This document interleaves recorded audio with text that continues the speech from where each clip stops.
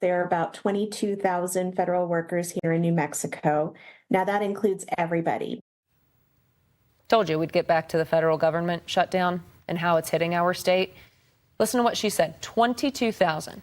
It's a big number when you think about the potential impacts to our federal workers here in New Mexico.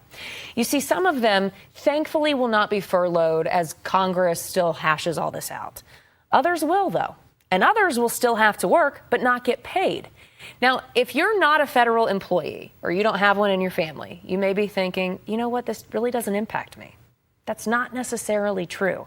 And that's what Monica Logroño has been exploring tonight. So, Monica, this shutdown impacts services or even attractions a lot of New Mexicans use. We're going to get to everything that you could get to today, but one of the glaring questions is, what about our national labs? They employ a whole lot of New Mexicans, so do we know if they're impacted? Well, so Tessa, just again, they employ a lot of people. So Sandia National Labs and Los Alamos National Labs each employ about 17,000 people. Wow. But the good news here, officials for both labs say essentially those workers are A-OK. They have the funding to continue operating. But what about the other federal employees who are furloughed, or those like our military members who will have to keep working during this shutdown without pay?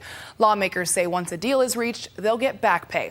Until then, you can apply for unemployment with our state, and we have a link to start that process along with a list of what you'll need at KOB.com.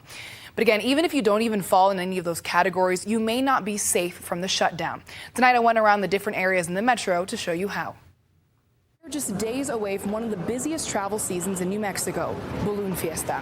And for the thousands of people coming in, they'll likely experience some delays. TSA officers are working without pay right now because of the federal government shutdown. If you're going to the Sunport, arrive early and be patient. Now, the shutdown is also impacting air traffic controllers. They're also considered essential, so they'll continue working, but without pay. Now, both work groups will receive back pay once a deal is reached in D.C.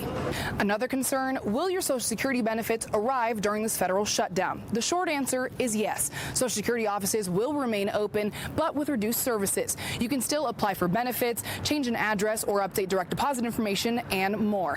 However, some of these employees might be furloughed, so expect delays, especially if you're applying for these benefits for the very first time. If you like hiking or the great outdoors, you're going to also be impacted by this shutdown. National parks like the Petroglyphs or White Sands will be partially open because they're open-air parks. An exception is for a more contained park like Carlsbad Caverns. That park will be completely closed. However, even at open-air parks, features that require staffing like stores or visitor centers will be closed. Restrooms will still be open and trash will still be collected.